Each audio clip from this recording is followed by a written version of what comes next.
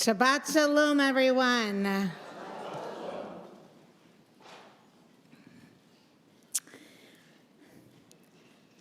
Many of us tuned in to the State of the Union on Thursday night, and trust me, I'm not going to go too far into political punditry.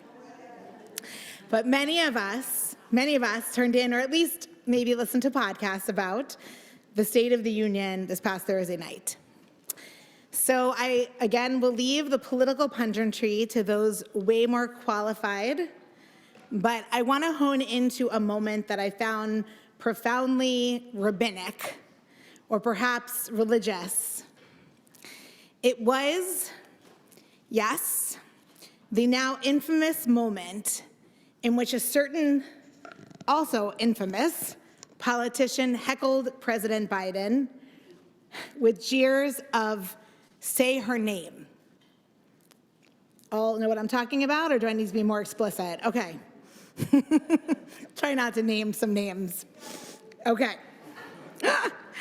And Biden, instead of rushing past the jeers or the jabs, I don't know what the word is, went off script, albeit a little imperfectly, but still went off script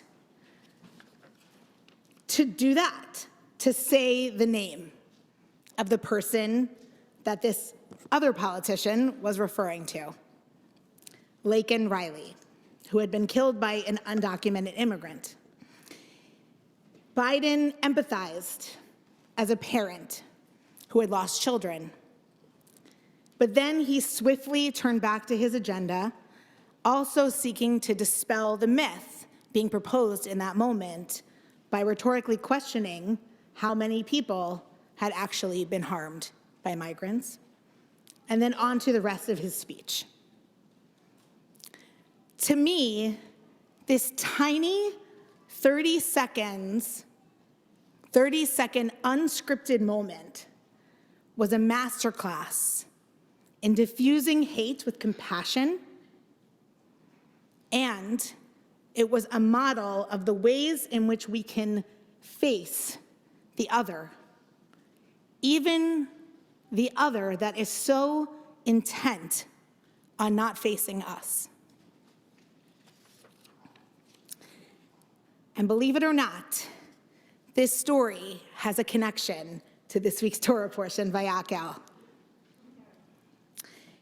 In Parshat Vayakhel, which Cassius brilliantly spoke about earlier in the service, that Parsha has a later section which describes the craftsmanship of the tabernacle's ark. According to the text, on the top of the cover of the ark, so sort of where we would have that part, were two, but much smaller because it's a wandering sanctuary, were two golden cherubs, in Hebrew, Cherubim, angel-like figures with wings spread out, facing each other. And now, David, if you're with me in the back, we're going to show the image of the Cherubim on the screen. You can turn around if we get it up. David, I don't know if he's there. It's not up yet. David, can we share the image that I had with you, shared with you? If not, we'll do it later. Okay, never mind. I was prepared with an image.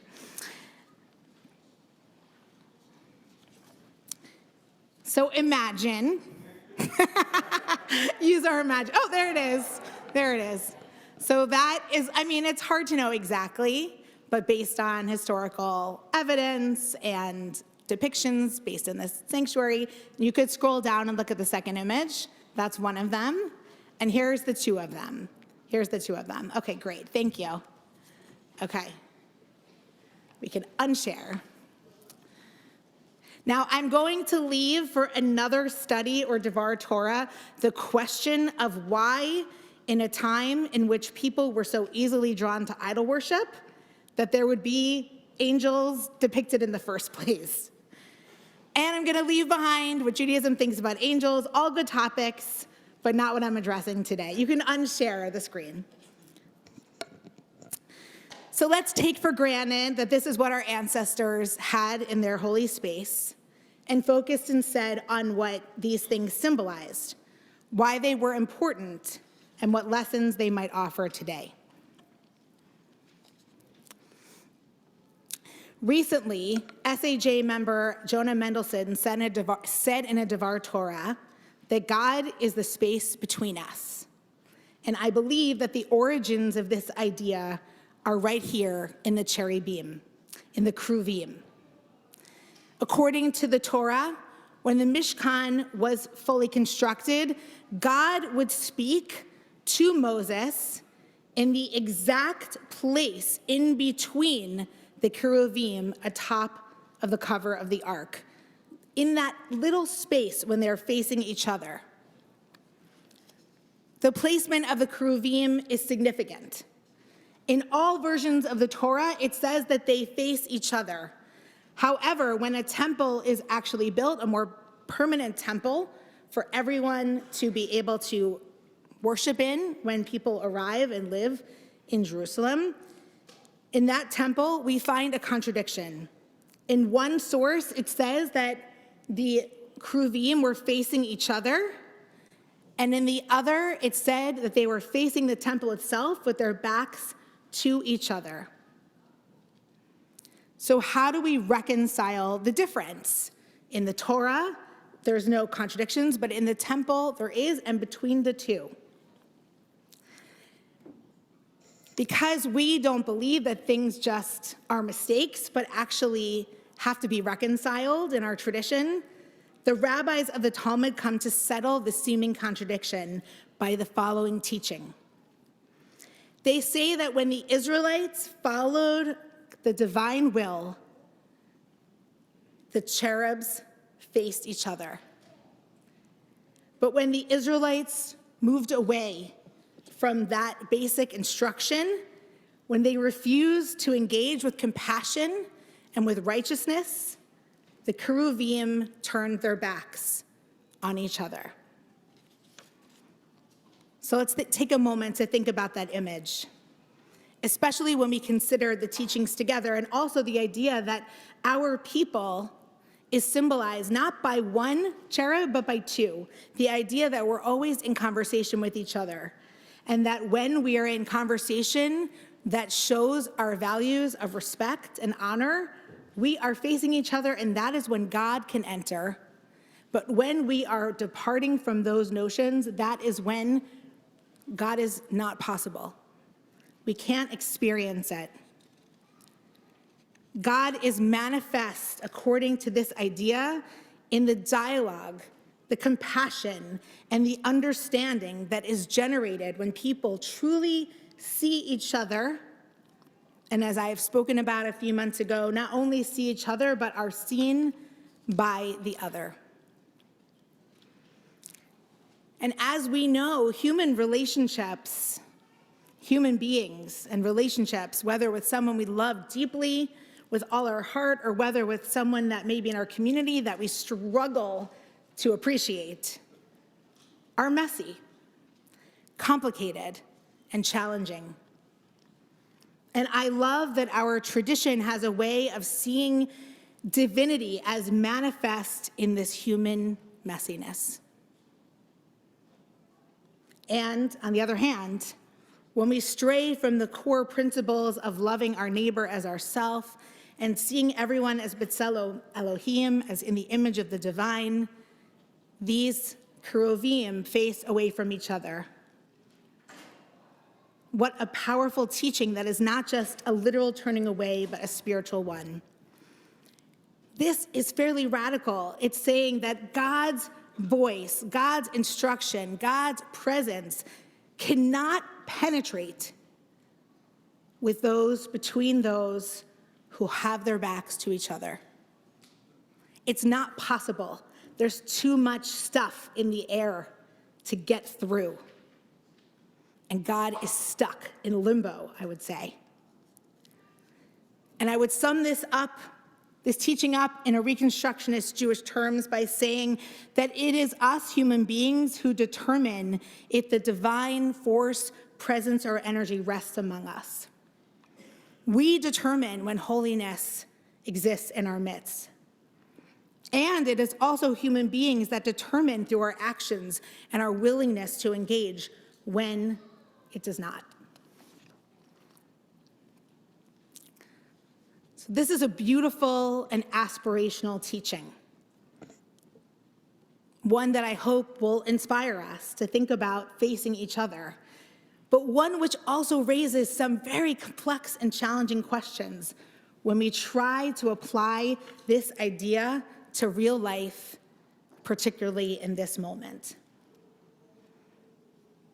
We are living in a world where more and more people are predisposed to the version of, in our temple, where the Cherubim have their backs to each other. Their way of being in the world is to be in opposition with the other and to not want to find common ground. And there are those whose backs are not just facing each other, but are so far apart as they peddle hatred for the other, often for political gain. And if a possibility of facing each other exists, it lasts only for a moment. Take that State of the Union moment that I began with. To me, this was a facing each other moment, at least between Biden and those watching. But those who are set on disagreeing with him for the sake of protecting their ideological corner will keep their backs toward him or immediately turn right back around. And what are we to do? Especially those of us who come for or are more closely connected to marginalized communities that are personally affected by the kind of hateful rhetoric and action that keeps the divine presence away. We can't face the other because the other can't face us with open-heartedness and compassion and for honor and respect for who we are or who we love or who we become. I also think that this teaching is a vitally important challenge of us to those who think we are so open-minded, who think we are ready to face the other, because invariably we always bump up against something we can't tolerate. I want to briefly name this in a few ways, and then in a moment open this up for some conversation on sort of this whole concept of the Cherubim. There is so much to discuss around what's going on in America vis-a-vis the Israel-Gaza war. I can't touch all of it. The way in which this turning back to each other is so present in our own lives. There's no conversation. There's very little room for discussion, for disagreement. But I want to focus that on a little bit on our internal Jewish community for those who are part of our community, or maybe it will resonate too for those outside. This conflict, this war, and this attack has opened up differences of opinion that have been brewing and are now at a head. People are viewing this conflict in vastly different ways. People have significantly different relationships with Israel and with the conflict, with what's going on. And this is a time where we're turning away from each other on both sides of the debate. What would happen if in our space, in our community, we could learn a little bit to turn towards each other? We have a great diversity of opinion at SAJ, and we all care deeply for this community and about the future of the Jewish people, even if we see things differently. And I want to say that even if we disagree and it's hard and painful, and I know I can speak for myself that there are things that are hard for me to hear, but if we can face each other with the principles of loving our neighbor as ourselves and the principle of seeing each other in the image of the divine, there is so much possibility. And then I want to just take this down on a micro level and then open it up for a few comments if we have time. Every day, we make choices about who we turn towards and who we turn our backs to. Whether neighbors, colleagues, doormen, current or former acquaintances, whatever it is. Often these decisions are made through snap judgments. And for me, speaking personally, being once scorned. When I have been offended or hurt, it is very hard to turn back towards the other. I know I can tend to stay in that position even if I have had a reconciliation. And what would it be like in our life if we could embody this idea that is in our Torah? Be like these two cherubim who face each other and allow the divine to come through. What if we could more consciously turn back towards those we've turned our backs against? Taking this idea, this core teaching that God speaks through the space between us, and when we face each other, how can each of us make the divine more manifest in our own lives and in the world? So I want to open up for some questions. It's SAJ's tradition that a lot of the time, much of the time, we have some back and forth, some dialogue, some hearing of each other. It's another way we are the cherubim, I guess. I never thought of it this way, where we can face each other and open up the space for the divine. And so I'll throw out a few questions. First, I want to say that whatever you respond, however you respond, I want to invite you to do it in the spirit of the cherubim, in the spirit of opening up towards. So when is it okay for us to say no and keep our backs turned? Because I do think there are times we do. When is it that we need to push ourselves to open up, and how do we know? And what are those ground rules? When is it important for us to work harder than we do at having that space between? And what does all this teach about being in community or being a citizen in the United States? Just some small questions for Shabbat today. So I'd love to see if anyone has any responses, any thoughts about this image of the cherubim and the space between us. A brave soul. And we'd love a Bar Mitzvah guest to participate if you're willing. Thank you. One of the things I guess we see in the newspapers every day regarding abortion, woman's right to choose, is that that conception, life begins at conception. And we hear this all the time. The Talmud says differently. The Talmud says, now this is in the book, the third book of Sanhedrin, and it specifically says that the life of the mother is more important than the life of the unborn or fetus, whatever term they use, because a child is not a person until it is out of the womb.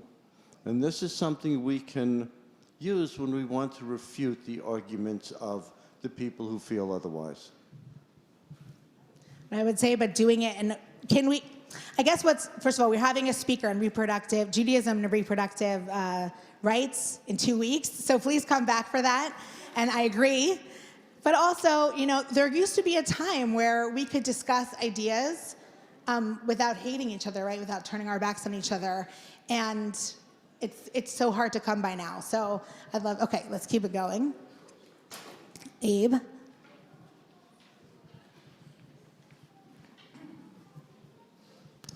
Thank you. So what I've thought about when you set this out, I related it to one of the most frequent activities of my job. For those who don't know me, I'm a judge and I preside over jury trials. And at the start of every trial, I instruct the jury very strongly, you may not discuss the case. You may not discuss the case with each other. You can't discuss it with anyone else, with your family, with your friends, with your work colleagues. You may have no discussion of it at all until the end, when you're all together and everyone can hear what everyone else has to say, and everyone has heard everything. Everyone has heard all the evidence. Everyone has heard the arguments of the lawyers. Everyone has heard my instructions on the law. Then you can talk about the case. And then I say, well, what should you do between now and then? What should you talk about? And I say, my suggestion is share your stories with each other. Get to know each other. Build relationships. Because when 12 people come together at the end, we deliberately don't make it easy for a verdict to come either way. We deliberately make it hard. We require 12 people to agree unanimously so that every point of view is thrashed out and considered. And we expect that to be hard. There will be differences of opinion. And when all you know about the person across the table is that they're wrong, and they're wrong about something any moron could see, and they're wrong about something important, things get ugly very quickly. So what I was thinking when you spoke about the angels switching around and about community, and also when Kasia spoke about community, there's a time to talk, and there's a time not to talk. It is always the time to be in human supportive relationships. It is always the time to be in community, give support, do acts of loving kindness towards each other. In times of conflict, it isn't necessarily the time to talk. There are times when it is better to self-consciously decide, this is not yet the right time, we're not ready, and as I tell the jury, no good can come out of premature discussion. And I related that. I was thinking of that when you were speaking. It's really interesting. Thanks. I appreciate that, Abe. Yeah, someone very excited because we have a guest who's going to join us. Thank you. I'm Mark Stallman. I'm the president of the Center for the Study of Digital Life, and I'm here because my longtime girlfriend is sister to Richard, and an aunt. Thank you. First, let me very much thank you for bringing up what, in my tradition, which is Catholicism, is called Imago Dei. The fact that we are all made in the image and likeness of God, which is in Genesis. Thank you very much. Secondly, I would just like you to consider the compassion we must show each other must be reinforced because we are going through a radical transition in society worldwide. And it's not the headlines you're talking about. The headlines are being caused by the fact that we now live in a robot world.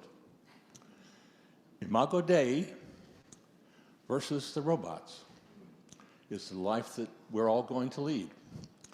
Thank you very much. Thank you. Okay, I'm coming over to Ruth. Thank you so much for participating and sharing that. Definitely a challenge, the world we're living in right now. Okay. Well, I have a couple of things to say. First of all, I just want to say out loud to Abe Claude, I've known you for 30 years. I've never heard you say anything so eloquent in my life.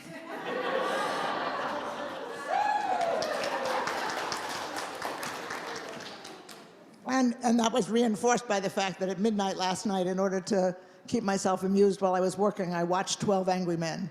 And I urge anybody who wants to think about moving towards civil dialogue and understanding the other to watch that old movie. But what I wanted to say, Rabbi, was thank you for bringing this up. Thank you for the connections you made between that moment in the speech the other night and the Parsha and the need to regain the capacity for civil dialogue. And I just want to make an additional comment because it's relevant to the speech and to what we're going to go through in the next 7 months. And that is, in this country, we have increasingly come to see electoral politics the same way we see sporting events. And that's a big mistake.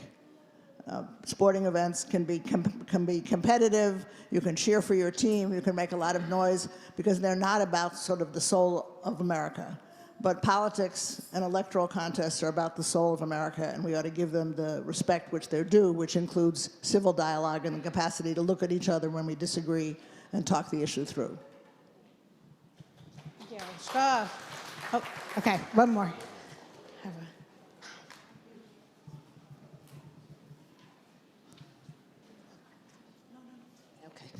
Good morning, everybody. It's rare that I talk, but it strikes me, building a bit on what Abe said, but from a different angle, that sometimes what's so hard, especially in this era of, we have a thought, we spit it out on some kind of social media, is there's also not a time to talk when we need to sit with the two angels, our better angel, but really all of our worst angel, and just sit with that before we spit out. It doesn't mean that we're going to love the other person in any way, shape, or form, but what I struggle with and wrestle with every day, and coming from my profession as a psychologist, sometimes talking is okay and relationships are okay, but even before that, especially when we're so activated by our deepest morals and values, we just have to sit